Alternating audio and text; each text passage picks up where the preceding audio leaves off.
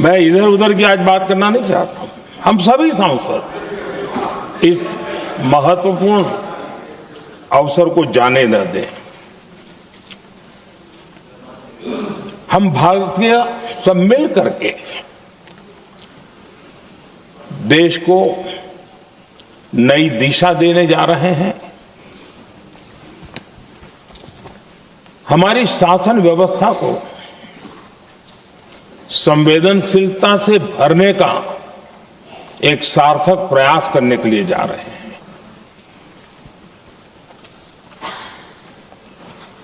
और मुझे विश्वास है कि इस मंथन से जो अमृत निकलेगा वो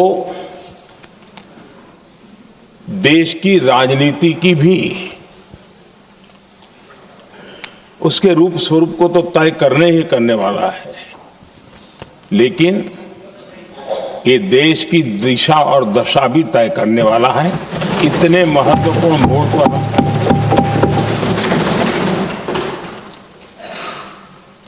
आदरणीय अध्यक्ष जी, 21वीं सदी में भारत एक नए आत्मविश्वास के साथ आगे बढ़ रहा है। विश्व में भी आज भारत की स्वीकृति हम सब महसूस कर रहे हैं और ये हम सबके लिए गौरव का पल है। एक समय हमारे पास आया है और इस समय को हमने एक विकसित भारत के संकल्प के साथ जोड़ा है। और मैं पक्का मानता हूं कि विकसित भारत का मतलब केवल उत्तम प्रकार के रेल, रास्ते, इंफ्रास्ट्रक्चर या कुछ आर्थिक प्रगति के आंकड़े सिर्फ इतने से ही विकसित भारत की सीमित कल्पना वाले हम लोग नहीं हैं। हम चाहते हैं कि विकसित भारत जिसके नीति निर्धारण में साच अर्थ में सबका साथ सबका विकास का मंत्र समाहित हो, देश की 50% जनसंख्या नीति निर्धारण का हिस्सा बने, ये समय की मांग है। हम पहले ही देरी कर चुके हैं, कारण कोई भी होंगे, जिम्मेवार कोई भी होंगे, लेकिन इस सच्चाई को हमें स्वीकार करना होगा कि जब हम अकेले मिलते हैं तब मानते हैं हाँ यार, लेकिन जब सामूहिक रूप से मिलते हैं, मुझे याद है कि जिस इसकी प्रक्रिया चली थी, सभी दलों से मिलना हुआ है, एक दल को छोड़ करके जिन जिन से मिलना हुआ है हर एक ने सैद्धांतिक विरोध नहीं किया है। बाद में जाकर के जो कुछ भी हुआ होगा, राजनीतिक दिशा पकड़ी जा रही है, लेकिन जो राजनीतिक दिशा में ही सोचते हैं, मैं उनको भी एडवाइज करना चाहूंगा। एक मित्र के रूप में एडवाइज करता हूं और सबको काम आएगी। हमारे देश में जब से विमेन रिजर्वेशन को लेकर के चर्चा हुई है और उसके बाद जब जब चुनाव आया है, हर चुनाव में महिलाओं को मिलने वाले इस अधिकार का जिसने विरोध किया है, जिसने विरोध किया है, देश की महिलाओं ने उन्हें माफ नहीं किया है। उनका हाल बुरे से बुरा किया है। लेकिन ये भी देखिए कि 24 के चुनाव में ऐसा नहीं हुआ। क्यों नहीं हुआ? ये इसलिए नहीं हुआ कि 24 में सबने सहमति इसको पारित किया, तो ये विषय ही नहीं रहा। किसी के पक्ष में पॉलिटिकल फायदा नहीं हुआ, किसी का नुकसान भी नहीं हुआ। सहज रूप से जो मुद्दे थे उन मुद्दों के आधार पर चुनाव लड़ा, क्योंकि 24 में सब साथ में थे। कुछ लोग यहां है, कुछ लोग नहीं है, लेकिन सब साथ में थे। आज भी मैं कहता हूं, अगर हम सब साथ में जाते हैं तो इतिहास गवाह है कि किसी एक के राजनीतिक पक्ष में नहीं जाएगा। ये देश के लोकतंत्र के पक्ष में जाएगा, देश के सामूहिक निर्णय शक्ति के पक्ष में जाएगा और हम सब उसके यश के हकदार होंगे। न ट्रेजरी बैंक उसका हकदार रहेगा, न मोदी उसका हकदार रहेगा, यहां बैठे हुए सब हकदार रहेंगे। और इसलिए जिन लोगों को इसमें राजनीति की बू आ रही है, मैं चाहूंगा कि वो खुद के परिणामों को पिछले 30 साल में देख ले। फायदा उनका भी इसी में रास्ता दिखा रहा हूं, इसी में फायदा है कि जो नुकसान हो रहा है उसे बच जाओगे। और इसलिए मैं समझता हूं कि इसको राजनीतिक रंग देने की जरूरत नहीं है। आदरणीय अध्यक्ष जी, मुझे याद है तब तो मैं शासकीय व्यवस्था की राजनीति में नहीं था, मैं एक संगठन के कार्यकर्ता के नाते काम करता था। उस समय एक चर्चा सुनने को मिलती थी गलियारों में कि देखिए ये कैसे लोग हैं,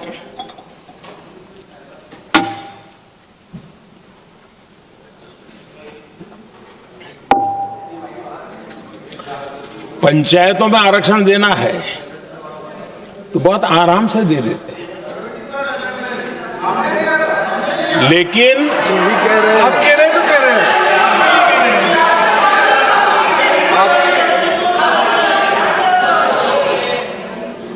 पंचायतों में आरक्षण देना है तो आराम से देते हैं, क्योंकि उसमें उनको खुद का पद जाने का डर नहीं लगता है। उसको लगता है हम सुरक्षित यार वहां दे दो। ये उस समय गलियारों में बहुत चर्चा थी कि बोले कभी नहीं करेंगे यहां बैठे हुए। क्यों? क्योंकि उनका कुछ जाएगा। और इसलिए और बगे पंचायत का हो जाता है, 50% तक पहुंच गए। मैं राजनीतिक दृष्टि से और भी एक बात समझाना चाहता हूं साथियों। आज से 25 साल 30 साल पहले जिसने भी विरोध किया तो विरोध राजनीतिक सतह से नीचे नहीं गया था। आज ऐसा समझने की गलती मत करना। पिछले 25-30 साल में ग्रास रूट लेवल पे पंचायती चुनाव व्यवस्थाओं में जीत करके आई हुई बहनों में एक पॉलिटिकल कॉन्शियसनेस है।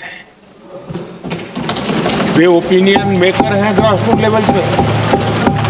30 साल पहले वो शांत रहती थी, बोलती नहीं थी, समझती थी, बोलती नहीं थी। आज वो वोकल है। और इसलिए अब जो भी पक्ष विपक्ष होगा, वो जो लाखों बहनें कभी न कभी पंचायत में काम कर चुकी है, प्रतिनिधित्व कर चुकी है, जनता के सुख दुख की समस्याओं को गहराई से देखा है, वो आंदोलित है। वो कहती हैं कि झाड़ू कचरा वाले काम में तो हमें जोड़ देते हो, वो तो परिवार में भी पहले होता था, अब हमें निर्णय प्रक्रिया में जोड़ो। और निर्णय प्रक्रियाएं विधानसभा में और पार्लियामेंट में होती है।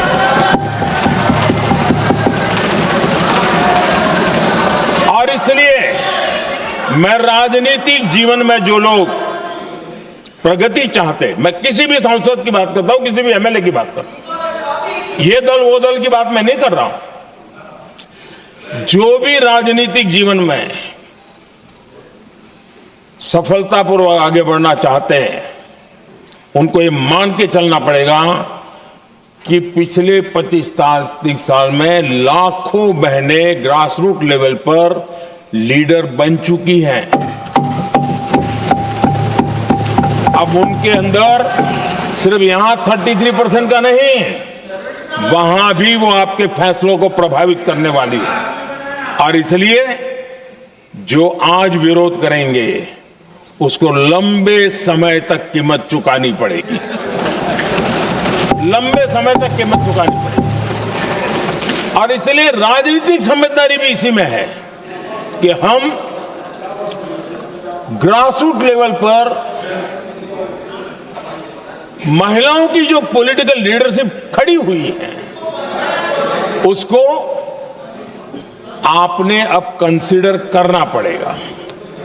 यहां मैंने सुना हमारे मुलायम सिंह जी थे, तब से एक विषय चला रहे हैं, उनके परिवार वाले भी चला रहे हैं देश की बहनों पर भरोसा करो ना, उनकी समझदारी पर भरोसा करो। एक बार 33% बहनों को यहां आने दो, आकर के उनको निर्णय करने दो, किसको देना है किसको नहीं देना है, इस वर्ग को देना उस वर्ग को देना, करेंगे वो निर्णय। हम उनके सामर्थ्य पर आशंका क्यों करते भाई? एक बार आने तो दो, उनको आने तो दो। जब आएंगे तो 34 पे, और दूसरा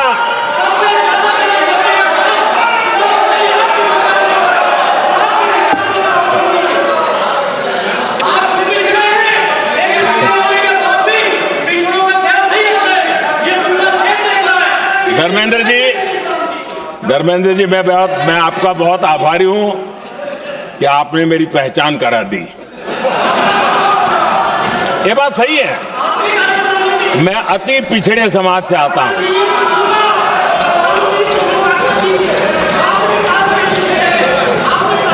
धर्मेंद्र जी, मैं आपका बहुत आभारी हूं, और अखिलेश जी मेरे मित्र हैं तो कभी कभी मदद कर देते हैं।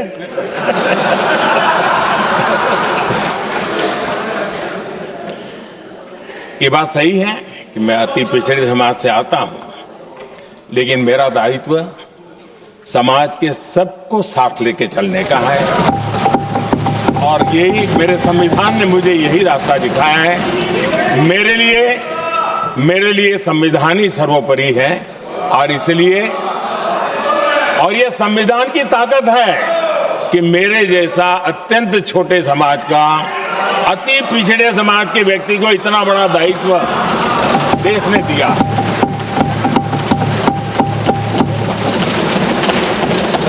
और इसलिए मैं तो देशवासियों का ऋणी हूं, और मैं तो संविधान निर्माताओं का ऋणी हूं कि जिसके कारण आज मैं यहां हूं। लेकिन आदरणीय अध्यक्ष जी, पिछड़ी जाति का स्वीकार कर रहे हैं, लेकिन हम पिछड़ी जातियों के साथ अन्याय न करें, इतना निवेदन है। आदरणीय अध्यक्ष जी, आज जीवन के हर क्षेत्र में हम देखें कि नारी शक्ति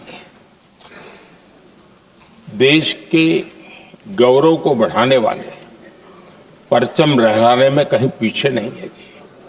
हम गर्व से कर सकें इस प्रकार से जीवन के अलग अलग क्षेत्रों में आज हमारी माताएं बहनें बहुत बड़ा योगदान, हमारी बेटियां तो कमाल कर रही हैं जीवन के हर क्षेत्र में।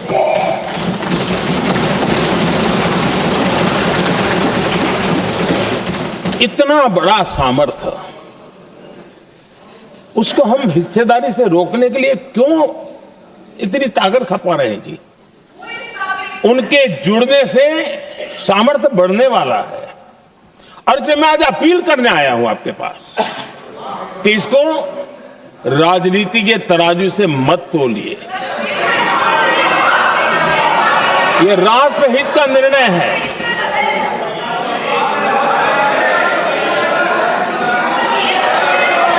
आदरणीय अध्यक्ष जी, आज का हमारे सामने अवसर एक साथ बैठ करके एक दिशा में सोच करके विकसित भारत बनाने में हमारी नारी शक्ति की भागीदारी को एक खुले मन से निर्णय करने का अवसर है, स्वीकार करने का अवसर है। और मैंने जैसा पहले ही कहा कि आज पूरा देश और विशेष करके नारी शक्ति हमारे निर्णय तो देखेगी, लेकिन निर्णय से ज्यादा हमारी नीयत को देखेगी।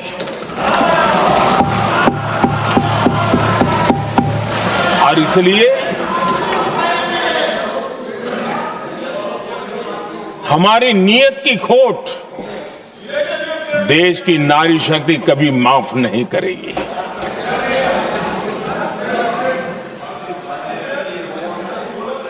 आदरणीय अध्यक्ष जी, 2023 में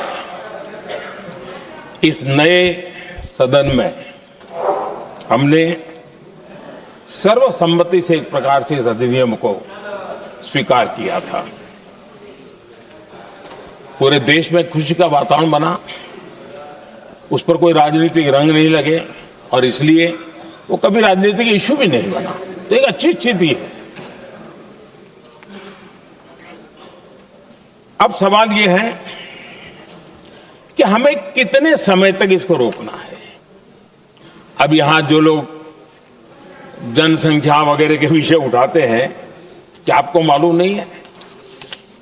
मैं चाहूंगा कि अमित भाई अपने भाषण में इन सारी चीजों का उल्लेख करेंगे, जब कि हमने जनगणना के संबंध में कब कब क्या क्या किया था, बाद में कोविड आया, उसके कारण क्या मुसीबत आई, कैसे रुकावटें आई, ये सारी बातें हम सबके सामने हैं, इसमें कोई विषय नहीं है। लेकिन पिछले दिनों जब हम 23 में चर्चा कर रहे थे, तब भी व्यापक रूप से बात ये थी कि इसको जल्दी करो। हर कोई कह रहा था जल्दी करो। अब 24 में संभव नहीं था क्योंकि इतने कम समय में करना मुश्किल था। अब 29 में हमारे पास अवसर है। अगर हम 29 में भी नहीं करते तो ये स्थिति क्या बनेगी हम कल्पना कर सकते। फिर हम देश की माताओं बहनों को ये विश्वास नहीं बना पाएंगे कि हम सचमुच में प्रयास सच्चे अर्थ कर सकते थे। और इसलिए समय की मांग है कि अब हम ज्यादा विलंब न करें। इस दरमियान राजनीतिक दल के लोगों से, संविधान के जानकार लोगों से, जो महिलाओं में एक्टिविस्ट के नाते काम करने वाले ऐसे लोगों से भी कई चर्चाएं हुई। कुछ लोगों ने खुद होकर के भी सुझाव दिए। सारा मंथन करते करते करते, और यहां भी सभी दलों से लगातार बातें इनकी होती रही है। स्ट्रक्चर वे में हुई है, इनफॉर्मल भी हुई है, और उसमें से आखिर बना हुई एक कुछ रास्ता निकालना होगा ताकि हम हमारी माताओं बहनों की शक्ति को जोड़ सकते हैं। आदरणीय अध्यक्ष जी, मैं एक बात जरूर कहना चाहूंगा। यहां बैठकर के हमें किसी को संविधान ने देश को टुकड़ों में सोचने का अधिकार ही नहीं दिया है। जो शपथ लेके हम बैठे हैं ना, हम सबको एक राष्ट्र के रूप में विचार करना हमारा दायित्व बना। चाहे कश्मीर हो या कन्याकुमारी, हम टुकड़ों में न सोच सकते हैं, न टुकड़ों में हम निर्णय कर सकते हैं। और इसलिए निराधार रूप में, जिसमें कोई सच्चाई नहीं, रत्ती भर सच्चाई नहीं है, सिर्फ राजनीतिक लाभ लेने के लिए जो बवंडर खड़ा किया जा रहा है, मैं आज बड़ी जिम्मेवारी के साथ इस सदन में, इस पवित्र जगह से कहना चाहता हूं, चाहे दक्षिण हो, उत्तर हो, पूर्व हो, पश्चिम हो, छोटे राज्य हो, बड़े राज्य हो, मैं आज एक जिम्मेवारी से कहना चाहता हूं कि निर्णय प्रक्रिया किसी के साथ भी भेदभाव नहीं करेगी। ये निर्णय प्रक्रिया किसी के साथ अन्याय नहीं करेगी।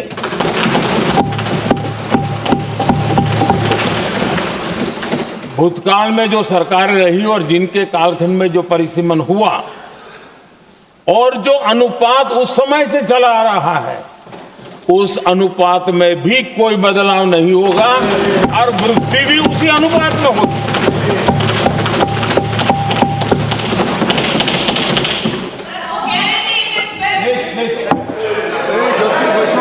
अगर गारंटी शब्द चाहिए तो मैं गारंटी शब्द उपयोग करता हूं। वादा की बात करते हो तो मैं वादा शब्द उपयोग करता हूं। अगर तमिल में कोई अच्छा शब्द हो तो वो भी मैं बोलने के लिए तैयार हूं, क्योंकि जब नीयत साफ है तो फिर शब्दों का खेल करने की हमें जरूरत नहीं है जी।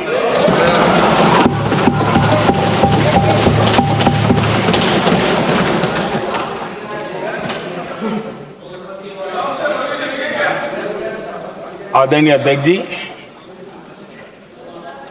मैं आज सदन के सभी साथियों को ये भी कहना चाहता हूं कि साथियों, हम भ्रम में न रहे,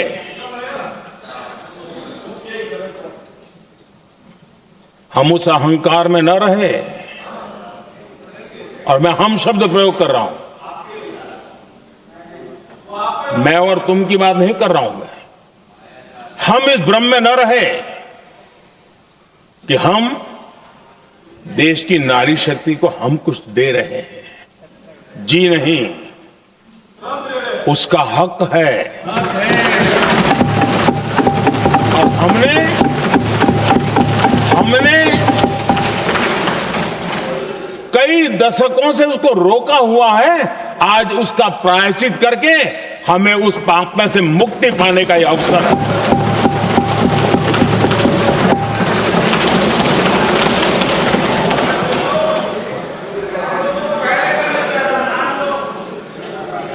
हम सब जानते हैं हर एक ने कैसे चालाकी की, हर बार चतुराई की। बिल्कुल हम तो इसके पक्ष में ही हैं, लेकिन हम इसके साथ ही है, लेकिन हर बार कोई न कोई टेक्निकल पूंछ लगा दी इसको और इसको रोका गया। हर बार ऐसी चीजें लाई गई है। हिम्मत नहीं है कि हम 33% महिलाओं के आरक्षण का विरोध कर पाए। वो तो जमाना चला गया, आपको करना नहीं है, लेकिन कहने की हिम्मत भी नहीं है। और इसलिए टेक्निकल बहानेबाजी, ये करो तो ये, वो करो तो वो, डिगरा करो। अब देश की नारी को नहीं समझा पाओगे। सदन में नंबर का खेल क्या होता है वो तो समय तय करेगा, लेकिन ये पक्का है कि अब इन भांति भांति के बहानेबाजी, भांति भांति टेक्निकल मुद्दों के आधार पर चीजों को उलझा करके 3 दशक तक इसको अड़ंगे डाले, हमने फंसा के रखा। आपने जो अचीव करना था कर लिया, अब छोड़ दो ना भाई। 3 दशक कम पड़ते हैं क्या रोकने में? 3 दशक तक आपने रोका, फिर भी कुछ कर नहीं पाए, तो अब तो करो।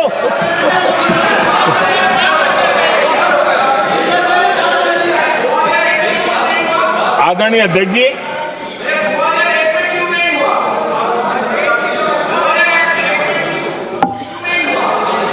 यहां कुछ लोगों को लगता है,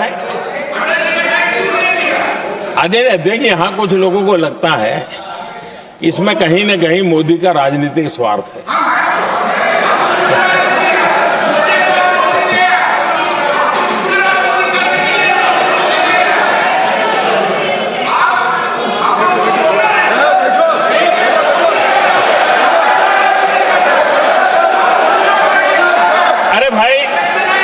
इनको बोलने दीजिए, वहां पर बेचारे को मुंह पे ताला लगा हुआ है, बहुत बगल में कोई बोलने नहीं देता उसको।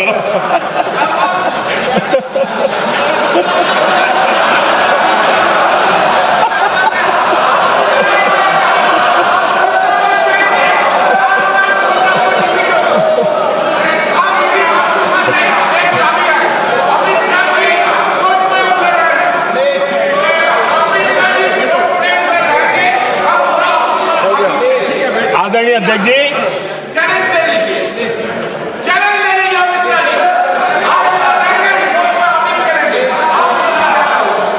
आदरणीय अध्यक्ष जी,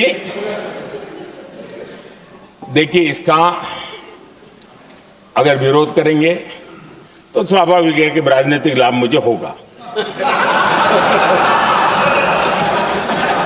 लेकिन साथ चलेंगे तो किसी को भी नहीं होगा, ये लिख के रखो।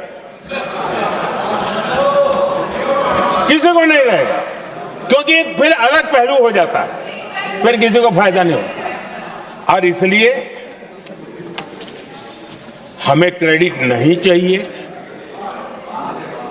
जैसे ये पारित हो जाए मैं कल एडवर्टाइजमेंट दे करके सबका धन्यवाद करने के लिए तैयार हूं, सबकी फोटो छपवाने के लिए तैयार हूं। क्रेडिट आप ले लो, चलो क्रेडिट की चिंता है क्या है जी, ले लो ना क्रेडिट। आपको जिसकी फोटो छपवानी है सरकारी खर्चे से हम करवा देंगे।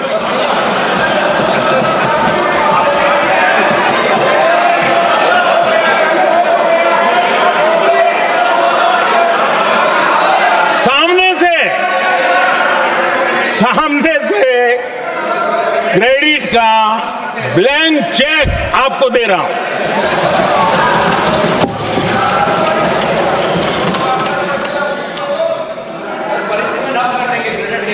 आदरणीय अध्यक्ष जी, हमारी संसदीय लोकतंत्र में महिलाओं की भागीदारी ये सिर्फ आंकड़ों का खेल या एक लोकतांत्रिक व्यवस्था में सुधार इतना सीमित नहीं है। लोकतंत्र की जननी के रूप में, मदर ऑफ डेमोक्रेसी के रूप में ये निर्णय भारत का कमिटमेंट है, ये सांस्कृतिक कमिटमेंट है।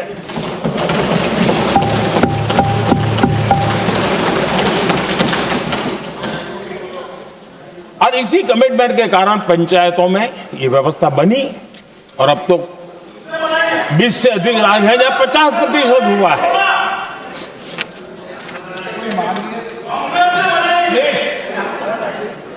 और हमने अनुभव किया है, मुझे लंबे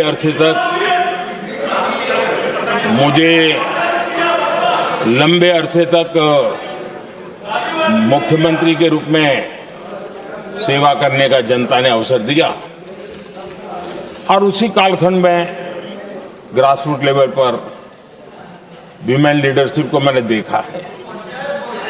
मेरा अनुभव है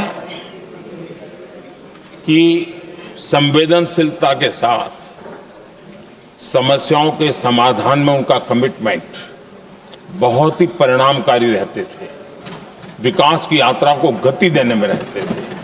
और उस अनुभव के आधार पर मैं कहता हूं कि इस सदन में उनकी आवाज नई शक्ति बनेगी, नई सोच जुड़ेगी, देश की दिशा में एक संवेदनशीलता जुड़ेगी।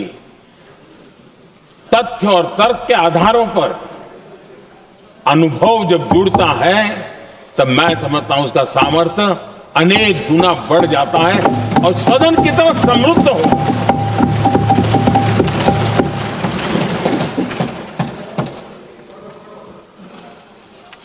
आदरणीय अध्यक्ष जी, हमारे देश में अनुभवी नारी शक्ति की कोई कमी नहीं है, सामर्थ्यवान में कोई कमी नहीं। हम भरोसा करें वे कंट्रीब्यूट करेंगे, बहुत अच्छा कंट्रीब्यूट करेंगे।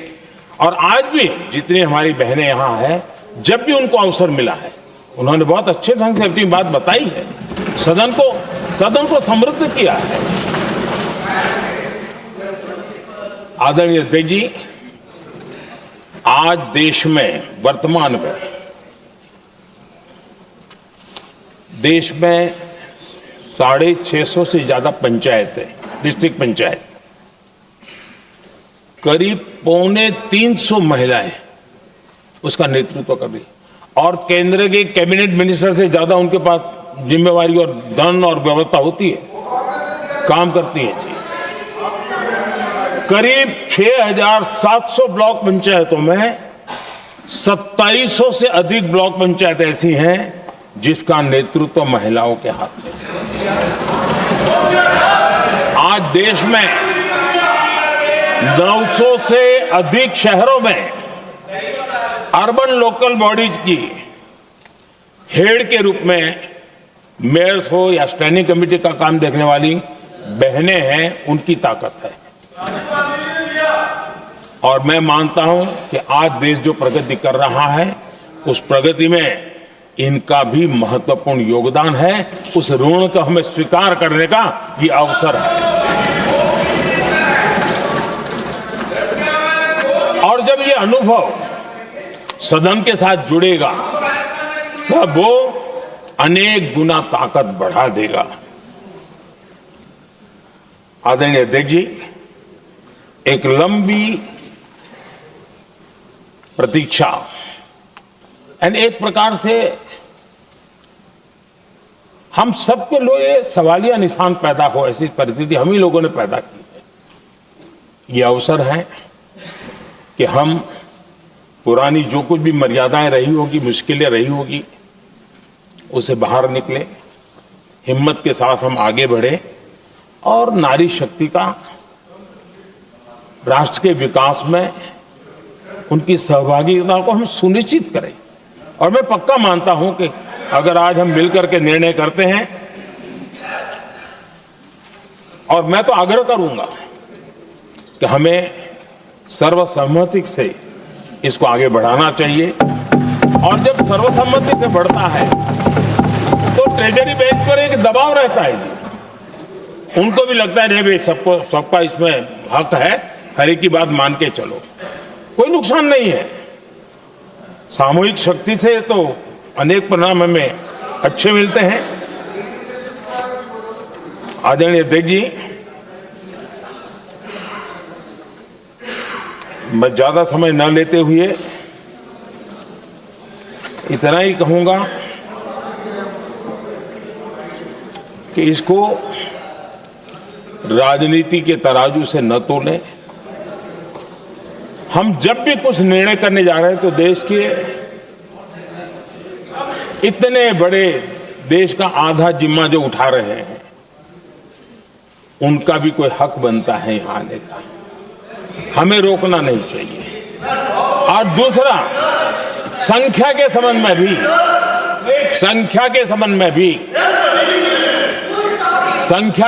में भी एक मत पहले से बनता आया था, चर्चा थी कि साहब ये जो है इनका कम मत करो, अधिक कर दो तो जल्दी हो जाएगा।